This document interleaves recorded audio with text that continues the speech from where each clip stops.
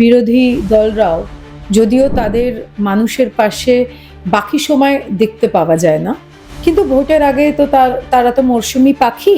এইটা পশ্চিমবঙ্গে প্রত্যেকটি মানুষ ইতিমধ্যেই তারা উপলব্ধি করে ফেলে। আমাদের দলে একেবারে জনসমক্ষে আমাদের শীর্ষতর নেতৃত্ব কিন্তু শাসন করে, ভুল ধরিয়ে দেয় আর মানুষের পাশে থাকার বার্তা দেয়। ধর্মের রাজনীতি, সাম্প্রদায়িকতার রাজনীতি আর রাজার নীতি অর্থাৎ মানুষের জন্য কাজ করার মধ্যে পার্থক্য আছে।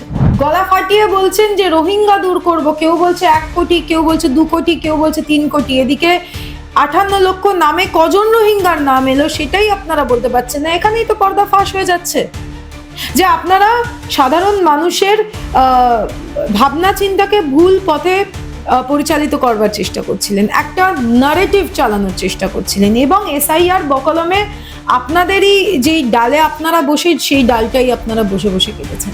একটা সুষ্ঠু শাসন করাতে চাইছেন সর্বক্ষেত্রে, তো সেদিক থেকে তো আমি বলবো যে তিনি যেটা করছেন সেটা অনেক দলে হয় না। মানুষ আতঙ্কিত এসআইআর কে নিয়ে, তৃণমূল আতঙ্কিত না। শুধু মুসলমান নয়, সংখ্যালঘু অর্থাৎ শিখ সম্প্রদায়, সংখ্যালঘু অর্থাৎ খ্রিস্টান সম্প্রদায়। আপনারা দেখতে পাচ্ছেন 25শে ডিসেম্বর কি হলো চোখের সামনে।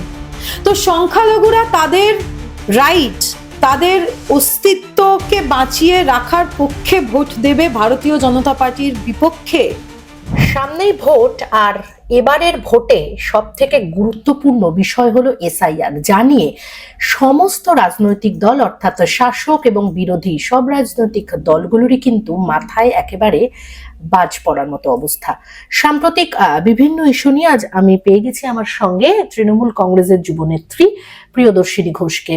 তোমাকে প্রথমেই যেটা জিজ্ঞাসা করব যে আমরা দেখলাম যে রণসংকল্প যাত্রা অভিষেক বন্দ্যোপাধ্যায় শুরু করলেন, এবং তারপর একের পর এক প্রথমে বারুইপুর এবং আলিপুরদুয়ার, তারপরে তো সেক্ষেত্রে তিনি একের পর এক টার্গেট বেঁধে দিচ্ছেন সব জায়গায়। তো কিন্তু বিরোধীরাও কোমর বেঁধে নেমে পড়েছে, প্লাস এসআইআর। তো কিভাবে টার্গেট পূরণের দিকে এগোচ্ছেন আপনারা? খুব সহজ। যেই স্টুডেন্ট 365 দিন পড়াশোনা করে তাকে পরীক্ষার আগে আলাদা করে 24 ঘন্টার মধ্যে 22 ঘন্টা জেগে থেকে পড়ার প্রয়োজন পড়ে না। মাস্টার মশাইও জানে যে যেই খাতাটা আসবে সেটা ভালোই হবে, আর স্টুডেন্টও জানে যেহেতু সে 365 দিন এফর্ট দিয়েছে সে ভালো রেজাল্ট করবে। তৃণমূল কংগ্রেসের ব্যাপারটা এরকমই হয়ে দাঁড়িয়েছে। ভোটের মরশুম, সভা সমিতি হবেই, এইটাই কাঙ্ক্ষিত।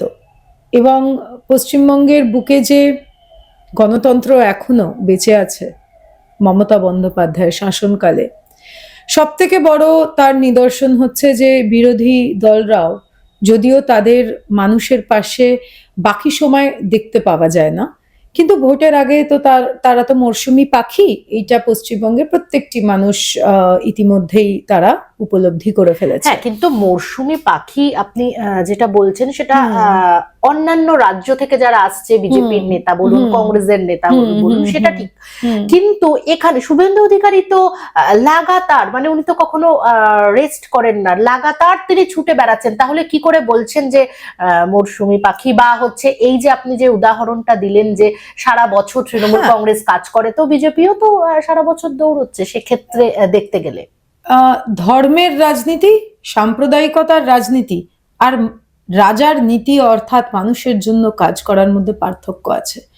যে দুটো আপনি এলিমেন্ট বললেন রাজনীতির, একদিকে তৃণমূল কংগ্রেস, যেটা আমি বললাম 365 দিন পড়াশোনা করা স্টুডেন্ট, অর্থাৎ বছর রাউন্ড দ্য ইয়ার মানুষের পাশে পরিষেবার মাধ্যমে, সুশাসনের মাধ্যমে থাকা একটা সংগঠন, as opposed two Suvendu Adhikari, যাকে যে রাজনৈতিক ভাবে যে প্রাসঙ্গিক এটাই হয়তো মানুষ আর মানতে চাইছে না। হ্যাঁ, নিশ্চয়ই তিনি ছুটে বেড়াচ্ছেন, দৌড়ে বেড়াচ্ছেন, তিনি সিনে আছেন, এটা নিয়ে কোনো দ্বিমত নেই, কিন্তু কি করতে তিনি আছেন? আপনি ভাবুন তো, আজকে পশ্চিমবঙ্গের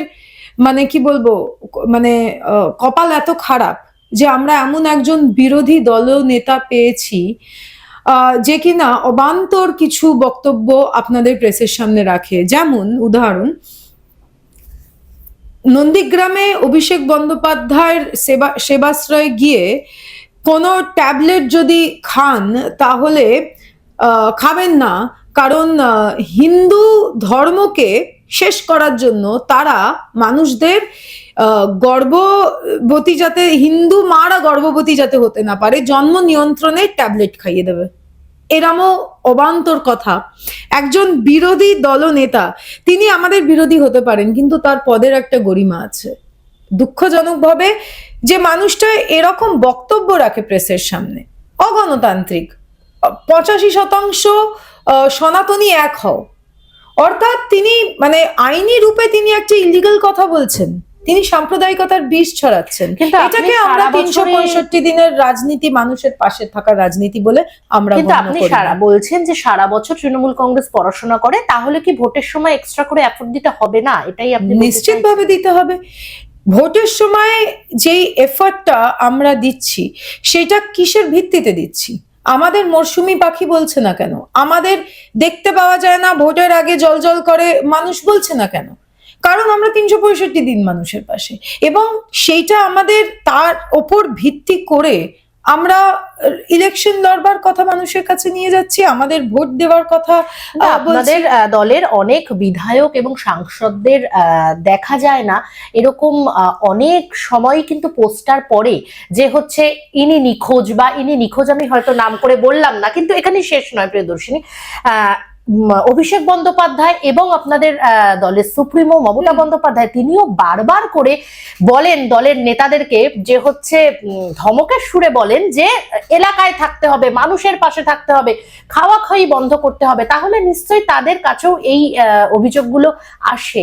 হ্যাঁ, দেখুন, এবার একটা দল, সেখানে কিছু একটা দুটো পাঁচটা বিচ্ছিন্ন যেমন ঘটনা ঘটে, তেমন কিছু কিছু জনপ্রতিনিধি তারা হয়তো যেই লেভেলে কাজটা করার উচিত বা যেই লেভেলে ডেলিভার করা উচিত সেটা হয়তো শীর্ষ নেতৃত্বের তারা যেভাবে যে নিরিখে এগুলোর বিবেচনা করে হয়তো সেই এক্সপেকটেশন মিট আপ করতে পারেনি। কিন্তু আপনার প্রশ্নের জবাব আপনি প্রশ্নতেই দিয়ে দিয়েছেন, যে আমাদের দলে একেবারে জনসমক্ষে আমাদের শীর্ষতর নেতৃত্ব কিন্তু শাসন করে, ভুল ধরিয়ে দেয় আর মানুষের পাশে থাকার বার্তা দেয়।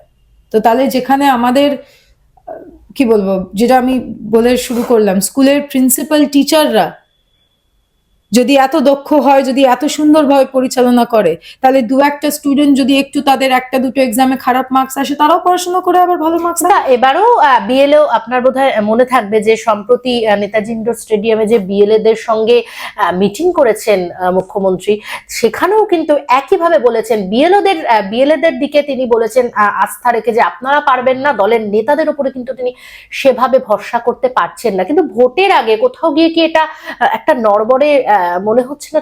আমার মনে হয় আপনি যেটা বলছেন সেটা সঠিক নয়। দিদির বক্তব্যে এটা স্পষ্ট ছিল যে যেভাবে বিষয় আপনাকে মনে করাবো যে কাউন্সিলরদেরকেও তিনি ধমক দিয়ে বলেছেন। দেখুন, তিনি আমাদের সর্বোচ্চ নেত্রী, আমাদের মাতৃসম, আমাদের তার আদর্শে আমরা আদর্শিত।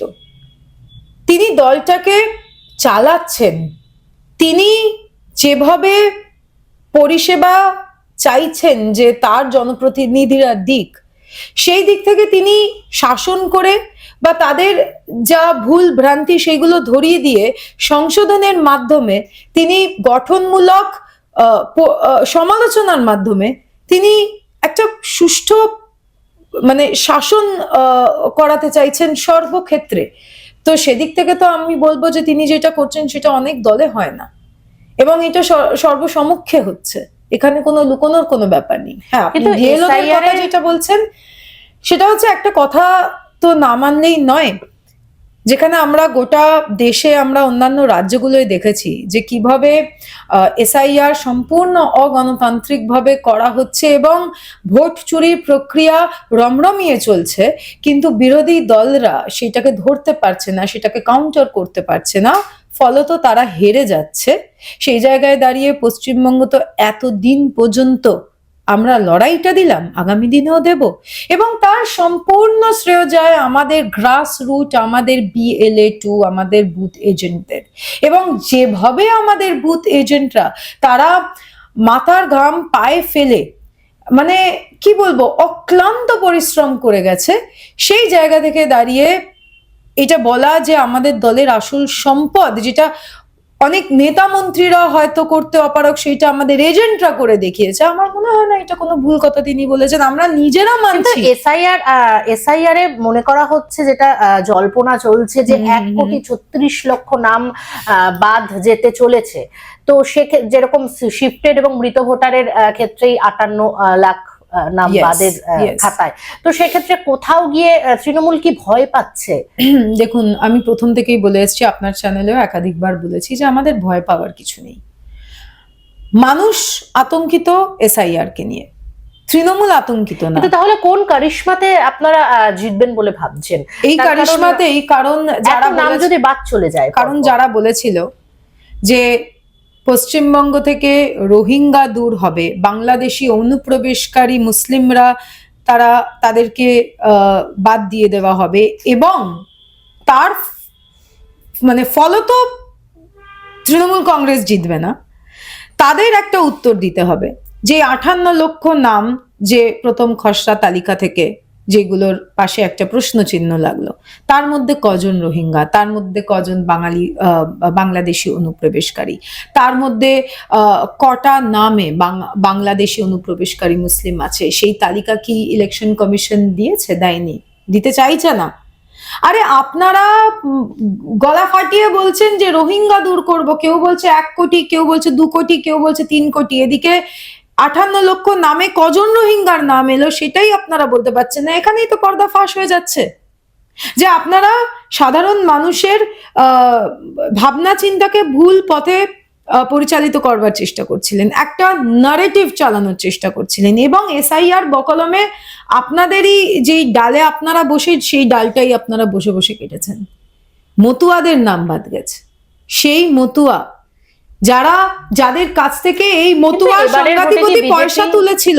কিন্তু এবারের ভোটে কি বিজেপি কে এতটাও মানে লাগছে যে বিজেপি তো শক্ত ফাইট দেবে? না, দেখুন, আমরা কোনোভাবেই বলছি না যে আমরা মানে যে অপোজিশনকে উইক, দুর্বল ভেবে নেওয়া সব থেকে বড় ভুল।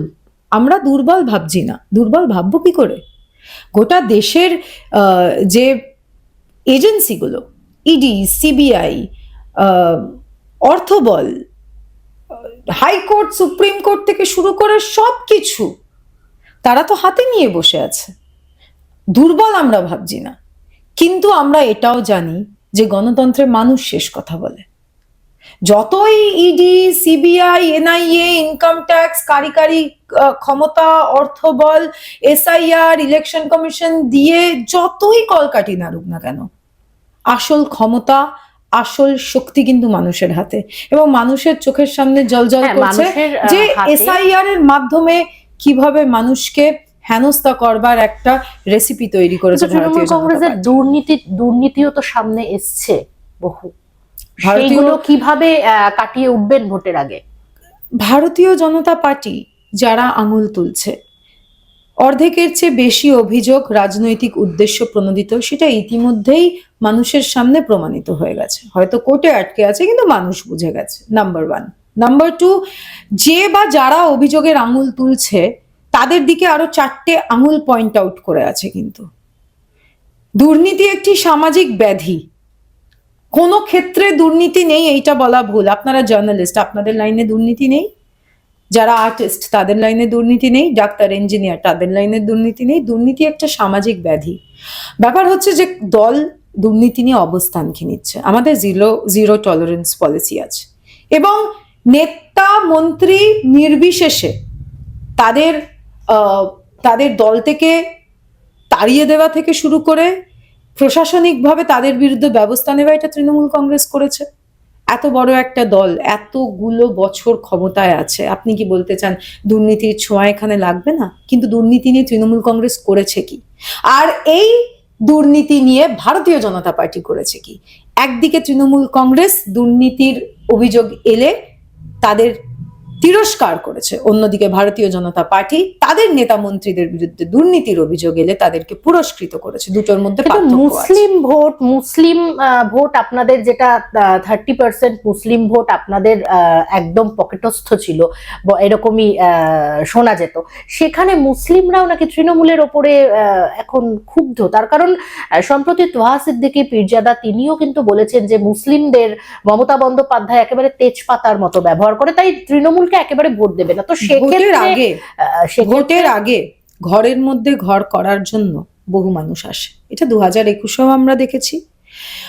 2021-এ ট্রেনটা একটু অন্য ছিল, সবাই কারুর দম বন্ধ হয়ে যাচ্ছিল, সে দল থেকে মুসলিমরা তো ধর্মপ্রাণ, এটাও তো ভাবতে হবে। আমি বলছি আপনি শুধু কে কি বলল তার ভিত্তিতে যদি আপনি বলেন যে সংখ্যালঘুদের যে আশা ভরসার জায়গা মমতা বন্দ্যোপাধ্যায় সেটা কোথাও গিয়ে ক্ষুণ্ণ হয়েছে, এটা কিন্তু সম্পূর্ণরূপে ভুল। কারণ আপনাকে গোটা দেশের প্রেক্ষাপটে দেখতে হবে কিভাবে একটা রাজনৈতিক দল যারা কেন্দ্রের শাসনে আছে তারা কতটা সংখ্যালঘু বিরোধী। এবং সংখ্যালঘু অর্থাৎ শুধু মুসলমান নয়, সংখ্যালঘু অর্থাৎ শিখ সম্প্রদায়, সংখ্যালঘু অর্থাৎ খ্রিস্টান সম্প্রদায়। আপনারা দেখতে পাচ্ছেন 25শে ডিসেম্বর কি হলো চোখের সামনে। তো সংখ্যালঘুরা তাদের রাইট, তাদের অস্তিত্বকে বাঁচিয়ে রাখার পক্ষে ভোট দেবে ভারতীয় জনতা পার্টির বিপক্ষে। এবং সংখ্যালঘুদের যারা যে দল এবং যে নেত্রী মাথা উঁচু করে বেঁচে থাকার অধিকার তাদের হাতে তুলে দিয়েছে এই রাজ্যে পশ্চিমবঙ্গে, তার নাম কিন্তু তৃণমূল কংগ্রেস, নেত্রীর নাম মমতা বন্দ্যোপাধ্যায়, এবং এটা তারা ভালোভাবে জানে। তো একজন দুজন কি বললো না বললো সেটাতে সার্বিকভাবে ভোট বিবেচনা করবার আমার মনে হয় প্রয়োজনটা এই মুহূর্তে পড়বে না। ভোট যত এগিয়ে আসছে তত তৃণমূল ছেড়ে বিভিন্ন দল, সে বিজেপি হোক বা কংগ্রেসেই হোক, যাওয়ার একটা হিড়িক দেখা যাচ্ছে। আবার আশার হিড়িকও তো দেখতে পাচ্ছেন। সেক্ষেত্রে মালদাটা একেবারে যেন চোখের সামনে আঙ্গুল দিয়ে দেখাচ্ছে। সম্প্রতি 200টা পরিবার বিজেপিতে যোগ দিয়েছে। মৌসম বেনার্জির নূর, যিনি হচ্ছেন আপনাদের দলের সাংসদ রাজ্যসভার, তিনি যোগ দিলেন কংগ্রেসে। দেখুন, ওনার আমাদের দলে এসে যোগদান করাও খুব বিশাল যে আমাদের কোনো বেনিফিট বা অ্যাডভান্টেজ হয়েছে এটা আমি মনে করি না। তাই ওনার ছেড়ে যাওয়াতেও বিশাল একটা কোনো লস বা ডিসঅ্যাডভান্টেজ হবে এটা আমি মনে করি না। নিশ্চিতভাবে ওনার পরিবারের একটা লেগেসি আছে, কিন্তু পরিবারের লেগেসি দিয়ে কংগ্রেস যতবার লড়াইয়ের ময়দানে নেমেছে আপনারাও জানেন, আমরাও জানি তার রেজাল্ট কি হয়েছে। এবং আপনি যে বলছেন কতজন পরিবার বিজেপিতে চলে গেল, আমরা এত ক্ষুদ্র কর্মী, আমরা জেলায় জেলায় গিয়ে আপনি জানেন কতজন পরিবার বিজেপি বা সিপিএম বা কংগ্রেস থেকে তৃণমূলে জয়েন করেছে এই সম্প্রতি 1-1.5 মাসে। আমি নিজে কতজনের জয়েনিং করিয়েছি, আমার সোশ্যাল মিডিয়া আপনারা ফটো ভিডিও পাবেন। ভোটের আগে এই যে একটু ছেড়ে যাওয়া, একটু অদল বদল, এইটা কিন্তু একটা ট্রেন্ড হয়ে দাঁড়িয়েছে আজকের দিনে। এবং এইটা সবসময় আপনাকে মাথায় রাখতে হবে যে আপনি ধরে নিন ভারতীয় জনতা পার্টির পশ্চিমবঙ্গে যে সংগঠন, ভারতীয় জনতা পার্টির সংগঠন এরা না, এরা বিক্ষুব্ধ তৃণমূলী। তো এদের নিয়ে ভোট করুক, রাজনীতি করুক। আমরা জানি যে এবারে কিন্তু তৃণমূল ওয়াটার টাইট, তৃণমূল কিন্তু দুদার খুলে বসে নেই। তৃণমূলেও লোকজন আসবার ইচ্ছে প্রকাশ করছে। তৃণমূলের অন্দরে এমন খবর ঘুরে বেড়াচ্ছে যে এমন কিছু ব্যক্তি তারা তৃণমূলে আসতে চাইছেন নিজেদের রাজনৈতিক স্বার্থে, সেটা হয়তো বেশ ভালো ভাঙন ধরাতে পারে বিরোধী শিবিরে। সেটা নামগুলো আমি আর বলবো না, কিন্তু এরকম তো খবর আমাদেরও আছে। এবার ঘটনা হচ্ছে মমতা বন্দ্যোপাধ্যায় এবং আমাদের সেনাপতি অভিষেক বন্দ্যোপাধ্যায়, আমি যতদূর বুঝছি এইবারে কিন্তু ব্যাপারটা খুব ওয়াটার টাইট রেখেছে। অর্থাৎ আমরা আবর্জনা চাইছি না, আমরা রাজনীতি চাইছি এবং আমরা সুষ্ঠু রাজনীতি চাইছি। আরো ভালো ভালো খবর দেখতে সাবস্ক্রাইব করুন বাংলা হান্টির ইউটিউব চ্যানেল। বাংলা হান্টের আরও খবর দেখতে নজর রাখুন। বাংলা খবর মানেই বাংলা হান্ট।